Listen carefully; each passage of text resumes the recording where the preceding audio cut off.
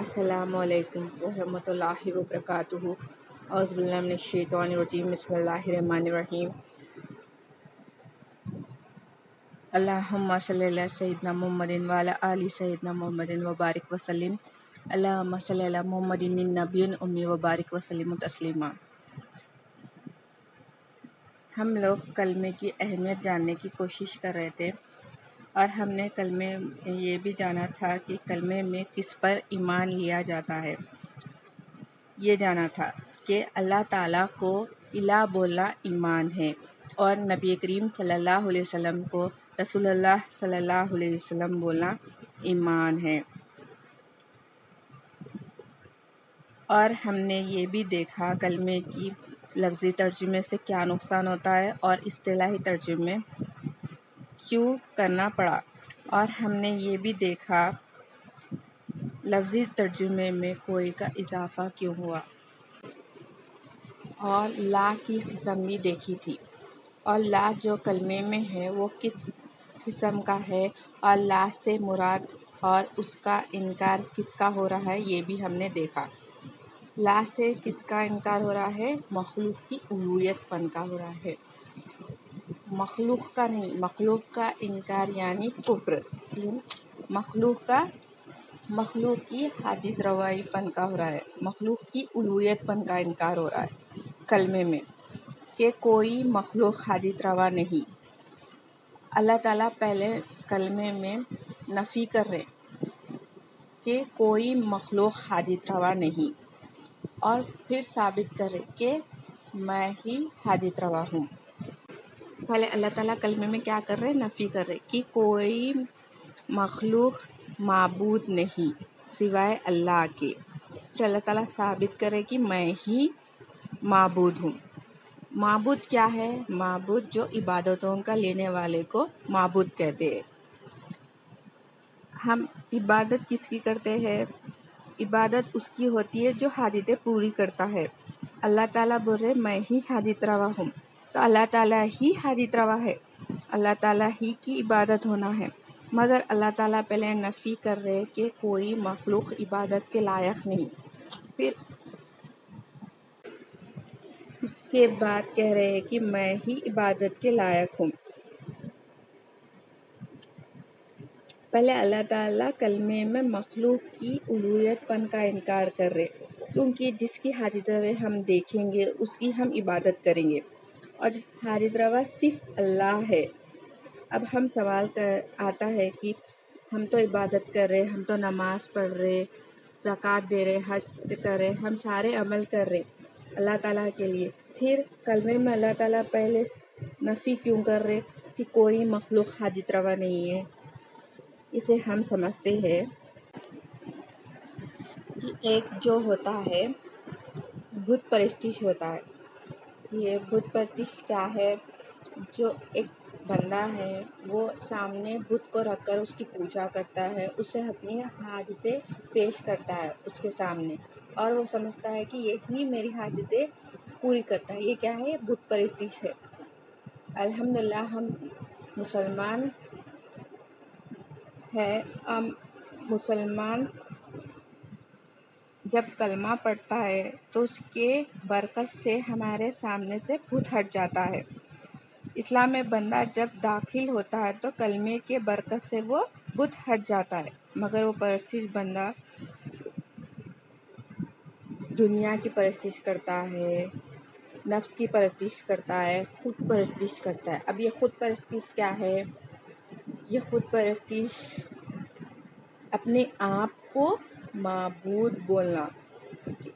جیسے کہ ہم دیکھتے ہیں ایک بندہ ہے ایک کمپنی میں، وہ بڑے پوزیشن پہ ہوتا ہے، انہیں سمجھتا ہے میں ہی ان سب کا پالنے والا ہوں، میرے آرڈر سب یہ فالو کرنا، میں جو بولوں وہ کرنا، میرے لیے میرے ناراضگی سے ڈرنا، میرے لیے کچھ بھی کرے میرے لیے کرنا، میرے آرڈرز فالو کرنا۔ وہ کیا ہے؟ وہ خود پرستش ہے۔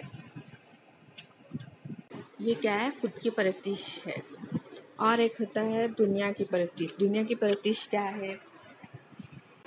دنیا کے اسباب کو سمجھنا کہ اس سے ہی ہماری حاجتیں پوری ہوتی ہے، جیسے کہ اسباب یعنی پیسوں سے، پراپرٹی سے، جاب سے، ان سب سے سمجھنا کہ ہماری ہر جو بھی خواہش، جو بھی ہماری ضرورتیں ہیں وہ اس سے ہی پوری ہو رہی ہے۔ یہ کیا ہے؟ دنیا کی پرستش ہے کہ پیسوں سے میرا خرچ چل رہا ہے، یہ جاب سے میرا خرچ چل رہا ہے، میری حاجتیں پوری ہو رہی ہے، اور جو بھی میری پراپرٹی ہے اس کے رینٹ سے میرا گھر چل رہا ہے، بینک بیلنس سے میرا گھر چل رہا ہے۔ یہ کیا ہے؟ دنیا پرستش ہے۔ یہ جو ہم دنیا کی پرستش کریں، خود کی پرستش کریں، یہ کیا ہے؟ یہ ہم شرک میں مبتلا ہے۔ اللہ تعالیٰ ہر گناہ معاف کر دیں گے مگر شرک معاف نہیں کریں گے۔ یہ ہماری انڈرسٹینڈنگ ہے، ہم عمل کر رہے کہ یہ سمجھ رہے کہ ہم شرک میں مبتلا نہیں ہیں، ہم یہ سمجھ رہے یہ غلط ہے، ہم شرک میں مبتلا ہے کیونکہ ہم دنیا کی پرستش کر رہے ہیں، خود کی پرستش کر رہے ہیں، دوسروں کی پرستش کر رہے ہیں، نفس کی پرستش کر رہی ہے۔ یہ کیا ہے؟ یہ شرک ہے۔ اب ایک حدیث سے سمجھتے ہیں۔ اس حدیث کو حضرت ابو ہریرہ رضی اللہ تعالیٰ روایت کرتے ہیں کہ ایک صحابی رسول نبی کریم صلی اللہ علیہ وسلم سے عرض کرتے ہیں، یا رسول اللہ صلی اللہ علیہ وسلم، مجھے ایسا عمل کے لیے رہنما فرمائیے جس میں جنت میں داخل ہو جاؤں، جس سے میں جنت میں داخل ہو جاؤں۔ جنت میں جانے کے لیے عمل پوچھ رہے صحابہ رسول۔ نبی کریم صلی اللہ علیہ وسلم اس پر عرض کرتے ہیں، ارشاد فرماتے ہیں کہ تم اللہ کی عبادت ایسا کرو کہ تم اس کے ساتھ کسی کو شریک نہ کرو۔ نبی کریم صلی اللہ علیہ وسلم صحابہ جیسے مقدس جماعت کو فرما رہے کہ تم شرک نہ کرو، یعنی خود پرستش، دنیا پرستش، جو بھی پرستش ہے اسے ہمیں نکالنا ہے، پھر ہم عبادت کرنا اللہ تعالیٰ کی۔ اگر دل میں مخلوق کا بت ہوگا، مخلوق کی حاجت روائی ہوگی، وہ عبادت اللہ تعالیٰ کے پاس قبول نہیں ہے، وہ شرک ہے۔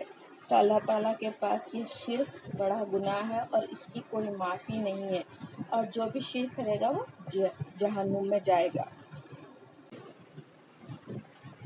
اور اللہ تعالیٰ کسی کو اپنے ساتھ شریک برداشت نہیں کرتے۔ تو یہ عبادت ہمیں کرنا ہے۔ پہلے ہمیں دنیا کی پرستش، خود پرستش، یہ نفس کی پرستش، یہ ہمارے دل سے نکالنا ہے، مخلوق کی الوہیت پر ہمارے دل سے نکالنا ہے، پھر اللہ تعالیٰ کی عبادت کرنا ہے۔ اللہ تعالیٰ ہی حاجت روا ہے، یہ دل میں داخل کرنا ہے، تو یہ اللہ تعالیٰ ہماری عبادت کو قبول کریں گے۔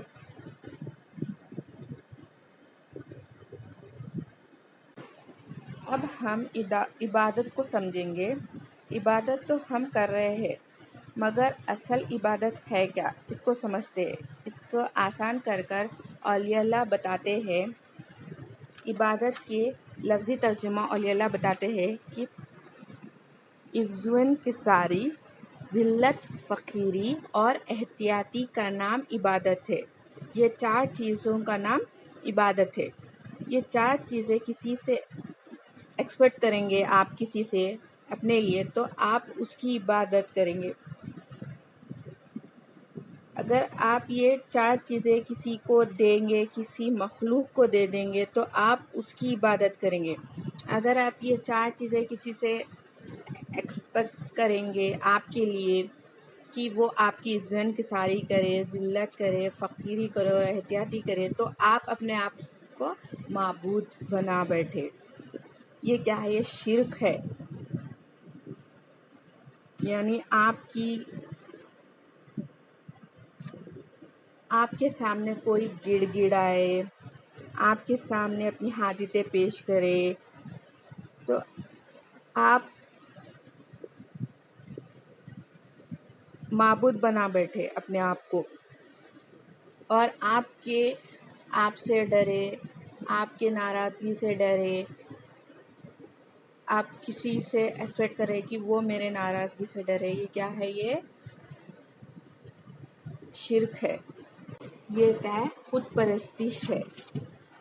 اور اگر آپ کسی کے ناراضگی سے ڈر رہے، کسی کے سامنے گڑ گڑا رہے ہیں، کسی کے سامنے اپنی حاجتیں پیش کر رہے ہیں، تو آپ اس کو اپنا معبود بنا بیٹھے، اس کو اپنی حاجت روا سمجھ رہے، اس کے لیے عمل کر رہے، اس کے لیے عبادت کر رہے۔ یہ کیا ہے؟ یہ دوسروں کی پرستش کرنا ہے، یہ کیا ہے؟ شرک ہے۔ اولیاء اللہ ہمیں آسان کر بتا رہے عبادت کے لفظی ترجمہ، اور اللہ تعالیٰ نے قرآن مجید میں کئی بار بتایا کہ میرے سوا کسی کی عبادت نہ کرے۔ ہم یہ عبادت میں مولس ہے، یہ عبادت کر رہے کہ مخلوق کی ہم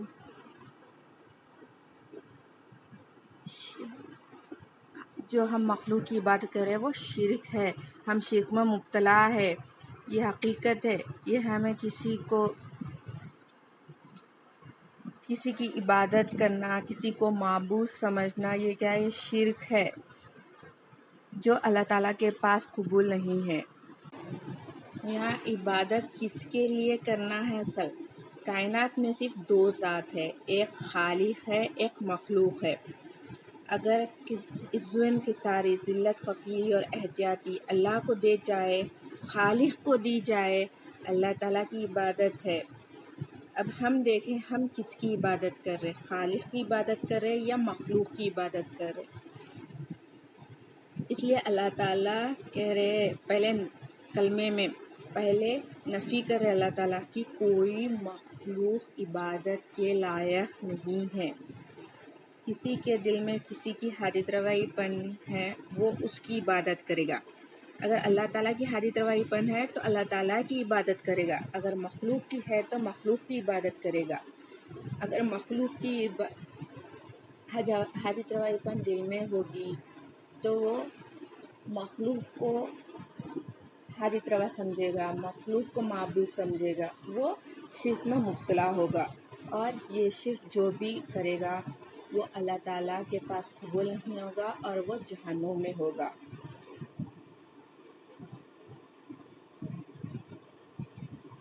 اب ہم سمجھتے ہیں ہم تو نماز پڑھ رہے، زکوٰۃ دے رہے، حج کر رہے، سب عمل کر رہے، ہم اللہ ہی کے لیے کر رہے ہیں، مگر ہمارے دل میں مخلوق کی حاجت روائی پن ہے تو یہ شرک ہے۔ ہمیں پہلے دل میں ایمان داخل کرنا ہے۔ یہ ایمان کیسا آئے گا؟ کلمے کے ذریعے آئے گا۔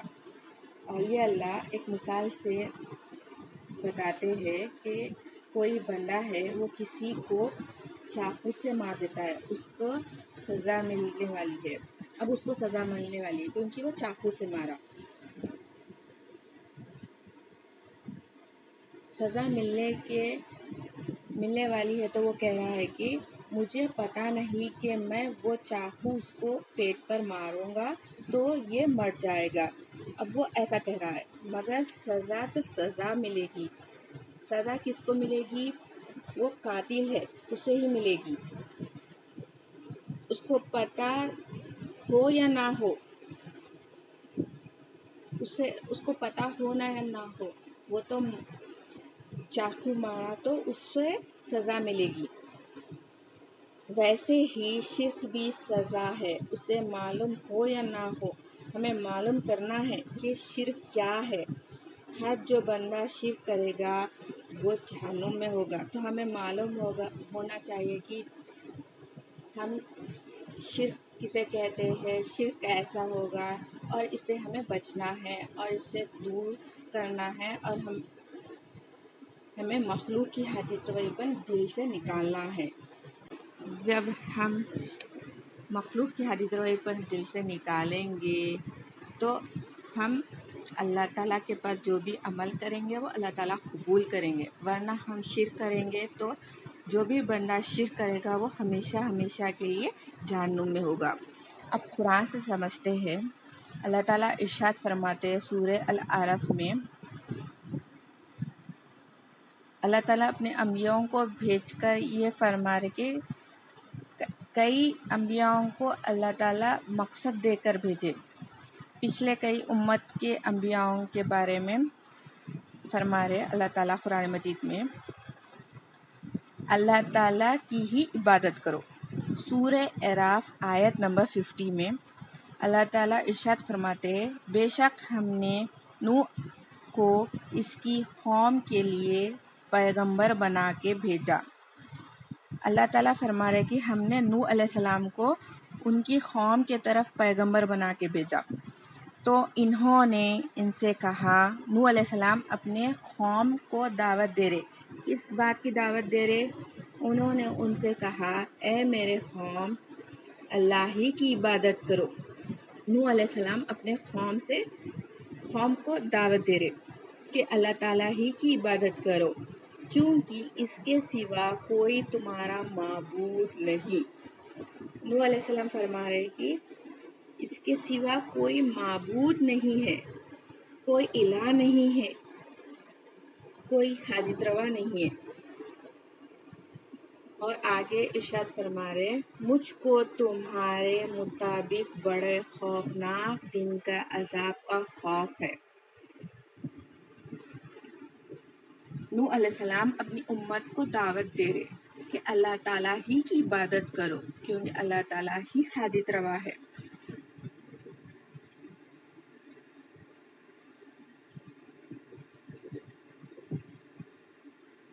اللہ تعالیٰ یہاں پر کوٹ کر رہے، کیوں کوٹ کر رہے؟ اللہ تعالیٰ بتانا چاہتے ہیں کہ پہلے امتوں میں یہ لوگ میری عبادت نہیں کر رہے تھے، مخلوق کی عبادت میں لگ گئے، خود کی عبادت میں لگ گئے تھے، دنیا کی عبادت میں لگ گئے تھے، تو اس سے بڑا عذاب آیا۔ تو یہ ہمارے لیے اللہ تعالیٰ کہہ رہے ہیں کہ تم عبرت حاصل کرو، تم نصیحت حاصل کرو اس سے۔ پھر اللہ تعالیٰ سیم سورہ اعراف میں 65 میں ارشاد فرماتے ہیں کہ اسی طرح ہم نے قوم آپ کی طرف اس کے بھائی ہود علیہ السلام کو آپ کے پیغمبر بنا کر بھیجا۔ اللہ تعالیٰ ہود علیہ السلام کو پیغمبر بنا کر بھیج رہے، اور ہود علیہ السلام نے کہا، اے میرے قوم، اللہ ہی کی عبادت کرو، کیونکہ اس کے سوا کوئی تمہارا معبود نہیں۔ ہود علیہ السلام بھی اپنے قوم کو یہی دعوت دے رہے کہ اللہ ہی کی عبادت کرو، اللہ کے سوا کوئی معبود نہیں، اللہ کے سوا کوئی تمہارا عبادت کے لائق نہیں۔ تو کیا تم اللہ کے عذاب سے نہیں ڈرتے؟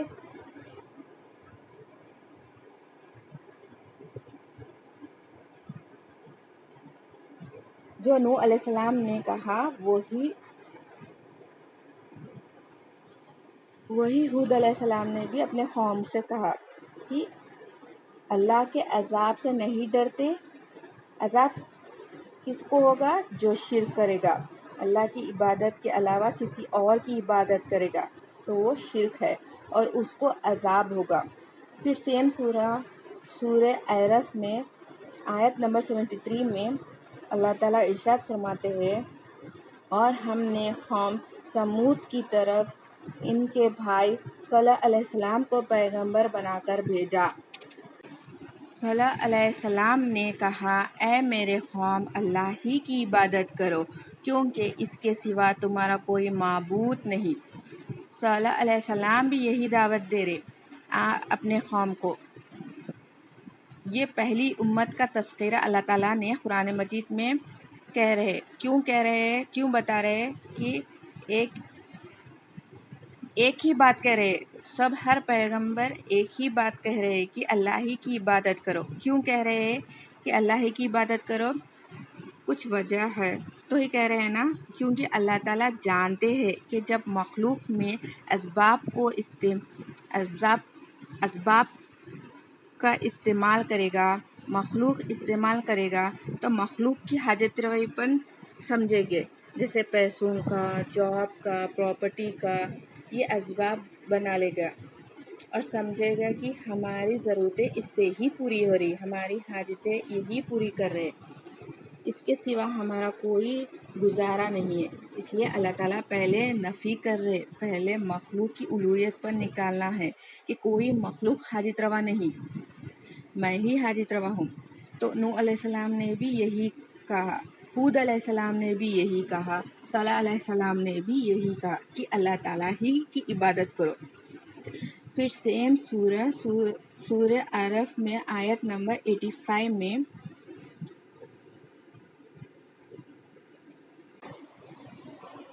اور ہم نے مدینے والوں کی طرف ان کے بھائی شعیب کو بھیجا۔ سیم سورہ میں شعیب علیہ السلام بھی دعوت دے رہے۔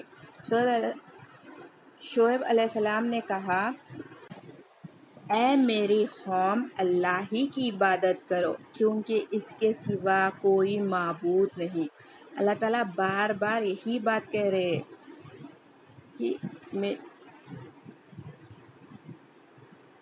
کہ میری ہی عبادت کرو۔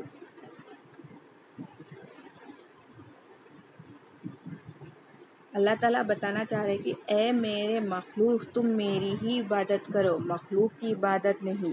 مخلوق کی حاجت روائی پر دل میں بٹھا لو گے تو میں قبول نہیں کروں گا کوئی عمل۔ عبادت کرو گے تو میری عبادت کرو۔ عبادت کیا ہے؟ ہم سمجھ رہے نماز، روزہ، زکوٰۃ، حج کریں گے، ہم سمجھ رہے یہی عبادت ہے۔ یہ ہماری غلط فہمی ہے، یہ صرف شکل ہے عبادت کی۔ حقیقت کیا ہے عبادت کی؟ بندہ مولا کے سامنے عاجزی کرے، بندہ مولا کے سامنے عجز و انکساری کرے، فقیر بنے مولا کے سامنے، احتیاط کرے، مولا کی ناراضگی سے ڈرے، ہر معاملات میں یہ کرے۔ جب ہر معاملات میں یہ کرے گا بندہ تو محسن متقی بنے گا، تب اللہ تعالیٰ اس کی عبادت قبول کرے گی۔ یہ کیسا آئے گا؟ جب ہم علم دین سیکھیں گے، علم دین کے ذریعے آئے گا۔ اور دین میں سب سے اہم کیا ہے؟ لا الہ الا اللہ محمد رسول اللہ صلی اللہ علیہ وسلم۔ یہ علم ہے، اس سے ہمارے دل میں ایمان داخل ہوگا، اس سے ہمارے دل میں ایمان داخل ہوگا اور اللہ تعالیٰ کی حاجت روائی پر داخل ہوگی۔ اور جو بھی ہم عمل کریں گے، عبادت کریں گے، اللہ تعالیٰ قبول کریں گے۔ جب تک ہم ایمان نہیں سیکھیں گے، کلمے کو نہیں سیکھیں گے، ہماری عبادت درست نہیں ہوگی۔ اور عبادت اور ادب میں فرق ہے۔ ادب کیا ہے؟ شے کو شے کے مقام پہ رکھنا ادب ہے۔ اب یہ کیسا ہوتا ہے؟ مخلوق سے صحیح ادب نہیں کرنا کیا؟ اب یہ ہمارے دل میں آتا ہے کہ مخلوق سے صحیح ادب نہیں کرنا کیا؟ مخلوق سے اچھا رویہ کرنا ہے۔ نبی کریم صلی اللہ علیہ وسلم کی سنت ہے یہ۔ مخلوق کے ساتھ اچھا رویہ کرنا یہ نبی کریم صلی اللہ علیہ وسلم کی سنت ہے۔ ماں باپ کے ساتھ، بہن کے ساتھ، بھائی بہن کے ساتھ، ہر انسان کے ساتھ ادب کرنا، صحیح رویہ رکھنا، یہ نبی کریم صلی اللہ علیہ وسلم کی سنت ہے۔ پھر ادب کیا ہے؟ ہم سمجھ رہے ہاتھ باندھ لیے، منڈی جھکا لیے، ہم سمجھتے یہ ادب ہے، وہ صرف ادب کی شکل ہے۔ حقیقت ادب کا کیا ہے؟ شے کو شے کے مقام پہ رکھنا، اولیاء اللہ فرماتے ہیں یہ ادب ہے۔ جو جس کا مقام ہے اس کو وہ مقام پہ رکھنا، یہ ادب ہے۔ جیسے کہ ایک مثال لیتے ہیں کہ جو ٹوپی ہوتی ہے نماز کی، وہ ہم سر پر پہنتے ہیں، وہ 50 روپے کی ہوتی ہے، اور جو شوز ہوتا ہے 1000 روپیز کا ہوتا ہے، مگر وہ ہم پیر میں پہنتے ہیں۔ تو جو جس کا مرتبہ ہے اس کو وہی جگہ رکھنا، یہ ادب ہے۔ اولیاء اللہ فرماتے ہیں کہ جو مقام جس کا ہے اس کو اس کی جگہ رکھنا، وہ ادب ہے۔ اللہ تعالیٰ کا جو مقام ہے وہ مقام پر اللہ تعالیٰ کو رکھنا ادب ہے۔ نبی کریم صلی اللہ علیہ وسلم کا جو مقام ہے نبی کریم صلی اللہ علیہ وسلم کو دینا وہ ادب ہے۔ تو جس کا جو مقام ہے اس کو وہ اس پر رکھنا ادب ہے۔ اب اللہ تعالیٰ ایمان والوں کے لیے فرشتے نازل کرتے ہیں، اور یہ فرشتے قیامت تک مسلمان کے لیے بشارت ہے۔ جو ایمان والے اللہ تعالیٰ پر بھروسہ کریں گے اس کی مدد کے لیے قیامت تک فرشتے اترتے رہیں گے۔ یہ نبی کریم صلی اللہ علیہ وسلم کا صدقہ ہے قیامت تک ایمان والوں کے لیے۔ اب کچھ بولتے ہیں بھائی دلیل کیا ہے؟ سورہ حامیم آیت نمبر 32-33 تک۔ بسم اللہ الرحمن الرحیم۔ بلا شبہ جن لوگوں نے کہا ہمارے پروردگار اللہ ہے، پھر اس پر ثابت قدم رہا، ان پر فرشتے اتریں گے۔ اللہ تعالیٰ کیا فرما رہے؟ جو لوگ ایمان والے ہیں یعنی ایمان لائے، یعنی اللہ تعالیٰ ہی حاجت روا سمجھے، اللہ تعالیٰ ہی مالک ہے یہ سمجھے، اللہ تعالیٰ پر بھروسہ رکھیں گے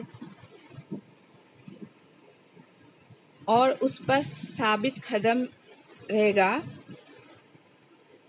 تو اللہ تعالیٰ ان پر فرشتے نازل کریں گے ان کے مدد کے لیے قیامت تک۔ تو ایمان کی اتنی اہمیت ہے، ایمان اتنا ضروری ہے، ایمان کے ساتھ عمل اللہ تعالیٰ کے پاس قبول ہے۔ اللہ تعالیٰ کو ایمان والے اتنا پسند ہے۔ اور آگے کہیں گے نہ خوف کرو نہ رنجیدہ ہو، یعنی مخلوق سے خوف نہیں کرنا اللہ تعالیٰ فرما رہے، اور غم بھی نہ کرنا، یعنی گزر گئے زندگی کا ہونا یا کسی کا گزر جانے پر، کسی کے چلے جانے پر، اور آنے والی زندگی کا خوف ہونا۔ تو ایمان والوں سے فرشتے فرما رہے کہ تم خوف نہ کرنا اور غم بھی نہ کرنا۔ اور آگے فرما رہے جنت کے ملنے پر خوش ہو جس کا تم کو وعدہ کیا گیا تھا۔ اب اللہ تعالیٰ فرما رہے ہم دنیا کے زندگی میں تمہارے دوست تھے اور آخرت میں بھی رفیق رہیں گے۔ کس کے لیے وعدہ ہے؟ یہ جو اللہ تعالیٰ کو رب بول کر ٹک گئے ایمان والوں کے لیے، اور جس چیزوں کے لیے اور آگے فرما رہے جس چیز کے لیے تمہارے جی چاہا جنت میں تمہارے لیے موجود ہوگا، اور میز تمہارے لیے جو مانگو گے وہ موجود ہے۔ یہ اللہ تعالیٰ بخشنے والے مہربان کے طرف سے تمہارا مہمانی ہے۔ اور آگے اللہ تعالیٰ ارشاد فرما رہے اور اس سے بہتر کس کی بات ہو سکتی ہے جو اللہ کی طرح بلائے گے نیک عمل کرے اور کہیں گے میں مسلمان ہوں۔ اللہ تعالیٰ ایمان والوں کے لیے بول رہے، یہ سب اللہ تعالیٰ ایمان والوں کے لیے دعوت دے رہے، ایمان والوں کے لیے جنت ہے، اور جو بھی وہ چاہ رہے وہ حاصل ہوگا، وہ موجود ہوگا۔ کہاں پر؟ جنت میں، اور میز بھی ہوگی۔ یہ اللہ تعالیٰ ایمان والوں کے لیے وعدہ کر رہے کہ جو ایمان والے ہیں ان کو جنت میں داخل ہوگا، اور جو بھی چاہے گے وہ موجود ہوگا۔ یہ سب ایمان والوں کے لیے ہے۔ اس لیے ہمیں ایمان سیکھنا ہے، دل میں تصدیق کرنا ہے، تو ہم ایمان والے مومن بندے بنیں گے، اور ہماری عبادتیں بھی اللہ تعالیٰ قبول کریں گے۔ جو ایمان والے بندے ہوگے وہ اللہ تعالیٰ کے ناراضگی سے ڈریں گے، اللہ تعالیٰ کے فقیر بنیں گے، اللہ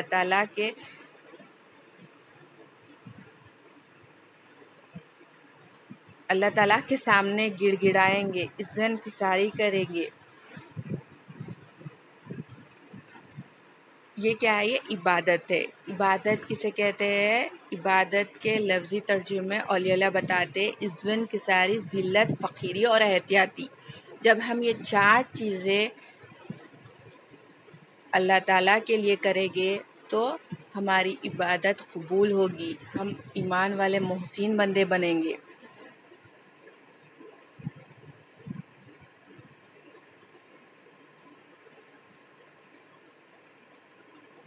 اور ایمان ضروری ہے، ایمان دل میں آتا ہے۔ اور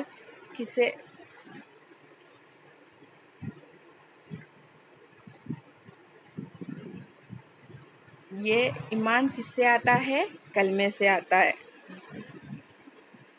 اسلام کا پہلا ارکان سے آتا ہے، اور ہم آج یہ پہلا ارکان چھوڑ کر دوسرے ارکان پر توجہ دے رہے۔ وہ کرنا ہے، اس سے منع نہیں ہے، مگر ایمان کے ساتھ عمل کرنا اللہ تعالیٰ کے پاس قبول ہے۔ اگر ہم یہ کریں گے تو ہماری عبادتیں قبول ہوگی اور ہماری دنیا کی مقصد پوری ہوگا، قبر کے عذاب سے بچیں گے اور آخرت کی منزل بھی کامیاب ہوگی۔ جزاک اللہ خیر۔